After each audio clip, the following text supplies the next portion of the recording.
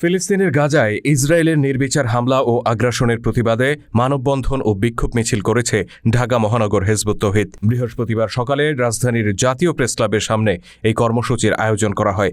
এতে বক্তব্য রাখেন ঢাকা বিভাগ হিজবুত তৌহিদের সভাপতি ডাক্তার মাহবুব আলম মাহফুজ, কেন্দ্রীয় নারী বিষয়ক সম্পাদক রুফাইদাহ পন্নী, তথ্য সম্পাদক এস.এম. শামসুল হুদা প্রমুখ। বক্তারা ফিলিস্তিনের গাজায় ইসরায়েলিদের নির্বিচার আগ্রাসন ও হত্যাযজ্ঞের তীব্র নিন্দা ও প্রতিবাদ জানান। তাছাড়া আন্তর্জাতিক বিশ্বের নিষ্ক্রিয়তার তীব্র সমালোচনা করে তারা বলেন, ইসরায়েলের এই নারকীয় হত্যাযজ্ঞ বন্ধে আন্তর্জাতিক বিশ্ব সম্পূর্ণরূপে ব্যর্থতার পরিচয় দিয়েছে। এই ব্যর্থতার দায় স্বীকার করে তাদেরকে ক্ষমা চাইতে হবে বলে মন্তব্য করেন তারা। বক্তারা বিশ্ব মুসলিম সম্প্রদায়কে ঐক্যবদ্ধ হওয়ার আহ্বান জানিয়ে বলেন, বিশ্বব্যাপী মুসলিমদের উপর চলমান নিপীড়ন বন্ধ করতে হলে মুসলিম জাতিকে ঐক্যবদ্ধ হতে হবে। ইসলামের প্রকৃত শিক্ষার উপর ভিত্তি করে ঐক্যবদ্ধ হতে পারলেই তারা তাদের হারানো গৌরব ও নেতৃত্ব ফিরে পাবে বলে মন্তব্য করেন তারা। আজকে এই যে আগ্রাসন হচ্ছে, এটা যে দখলদারিত্ব হচ্ছে, মানুষ হত্যা করা হচ্ছে, গণহত্যা করা হচ্ছে, এই তীব্র প্রতিবাদ হিজবুত তৌহিদের পক্ষ থেকে আমরা জানাচ্ছি।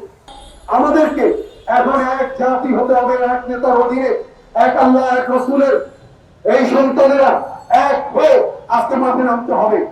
এই অন্যায়, এই অবিচার, এই অনাচার, এই হত্যাযজ্ঞ, এই গণহত্যা, শিশু হত্যা মুসলমানদেরকে যখন জাগ্রত করবে, সেই ঢেউয়ে কিন্তু ভেসে যাবেন।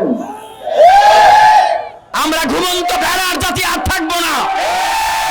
আমরা আমাদের পরিচয় জেনে গেছি। ঢাকা মহানগর হিজবুত তৌহিদের কয়েকশো নেতাকর্মী কর্মসূচিতে যোগদান করেন।